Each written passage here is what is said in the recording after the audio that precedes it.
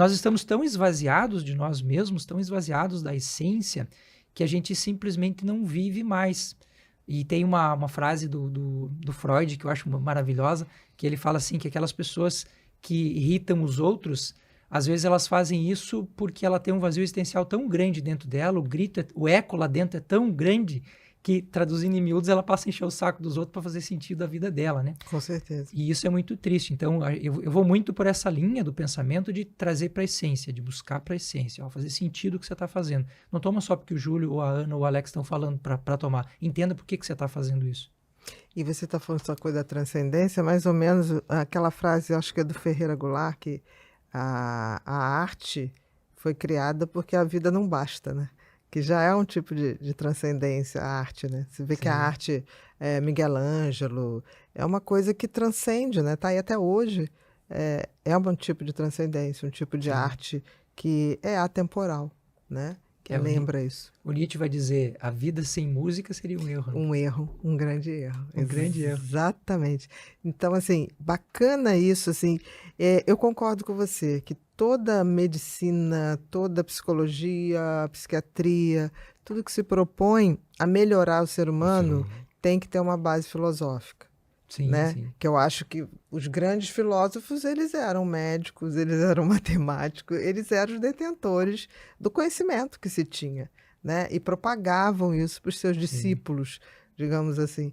Então, que bacana você tá... Porque eu achei que sempre eu tive essa coisa filosófica de questionar as coisas, e muita gente me chamava de viajandona. Sim. E eu acho que não, eu acho que eu estava juntando pedaços de um grande conhecimento maior, né? E vendo você fazer isso, fico muito, muito feliz. Se diz que a filosofia é a mãe de todas as ciências. Exatamente. Não é porque as ciências descendem do tronco da filosofia, mas porque toda ciência surge com um questionamento, ela surge com uma pergunta. Nenhuma ciência existe se não existir por trás dela um conjunto de perguntas que lhe deem sentido. Então eu vejo a filosofia exatamente com esse princípio de questionar, de fazer as coisas rodarem. Tem uma frase, um ditado, um adágio filosófico que eu acho lindo, que diz assim, não me incomoda uma vida com perguntas que eu não possa responder. Me incomoda eu não poder questionar algumas coisas que chegam prontas para mim. Isso me incomoda demais. Esses tempos eu estava fazendo um curso numa cidade do interior de São Paulo e uma diretora de escola chegou para mim e falou assim, olha, eu estou tendo um problema aqui com o professor de filosofia. Eu já, mais ou menos, já imaginei o que seria o que ela chama de problema. Eu falei, qual é o problema? Não, ele questiona tudo, ele pergunta sobre tudo, ele quer explorar tudo. O que eu faço com ele? Eu falei, você deve dar um prêmio para ele. Porque ele está sendo filósofo da sua essência, né? Então, a partir do momento que a gente passa a questionar as coisas, a gente está usando, no final das contas, um método filosófico. Filosófico que sempre. É o método investigativo, né? Por De excelência. buscar, né? As coisas que nos faltam. Mas não de maneira compulsiva, não através de vícios, mas através do conhecimento. Isso é o grande remédio, né? Porque numa sociedade que a gente tem acesso a tudo, muito provavelmente isso vem com... Muito provavelmente não, vem. Quanto mais coisas a gente tem, mais cresce o nível de compulsões. Seja por alimentos, por drogas, por compras. Digital, compras. E, ao mesmo tempo, aumenta também os índices de suicídio, de depressão. Então, assim, esse vazio de ter tudo e não questionar e não buscar nada é adoecedor, né? Eu sigo dentro dessa filosofia de trabalho uma ideia e um conceito que eu gosto muito de explorar com os meus pacientes, que é um conceito japonês chamado Kodawari. O Kodawari, basicamente, é a percepção que a pessoa tem daquilo que ela está fazendo no momento em que ela está fazendo, se colocando 100% naquilo. E eu tenho uma experiência bem interessante, porque daí a gente estuda, um dia a gente quer ir lá saber como é que é, né? Você vai querer ir lá, ver se as pessoas botar em prática e ver se aquilo...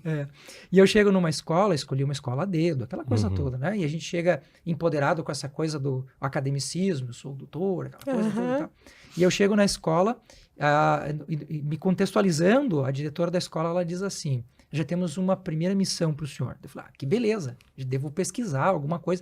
Ela me entregou um balde, uma vassoura e um pano. E ela disse, o senhor vai limpar o banheiro. E eu fiquei, juro para vocês, chocado, irritado. Como assim? Eu não vim aqui para isso. Exato. E eu passei um tempo fazendo aquele trabalho, coisa do tipo 1 hora e pouco, e ela vem onde eu estava, na sala onde eu estava, banheiro onde eu estava, e ela me olha no fundo dos olhos e me diz assim: se o senhor não é capaz de extrair prazer e satisfação de uma coisa simples como essa, o senhor não é merecedor de coisa maior. Que Aquilo lindo. foi um Ela foi soco no profundo. estômago, porque aí eu fui entender a ideia do Kodawari, que é entregar-se 100% ao que você está fazendo sem esperar recompensas. E isso eu acho que é muito interessante quando a gente vai pensar a questão da fitoterapia, por exemplo, que eu priorizo muito com os meus pacientes o criar o ritual do chá. Por que o ritual do chá? Porque é você estar imerso, não é só o que tem de químico ali naquela planta que vai te ajudar, mas é você estar imerso naquele processo, é você estar vivendo aquele processo. E o Kodawari, ele é muito isso, o entregar-se 100% ao que você está fazendo. Talvez se aproximaria um pouco da ideia do psicólogo americano Mihaly Csikszentmihalyi, que fala do fluxo, né? Isso. O entrar em flow. O flow. Estar em Isso flow é mesmo. isso, né?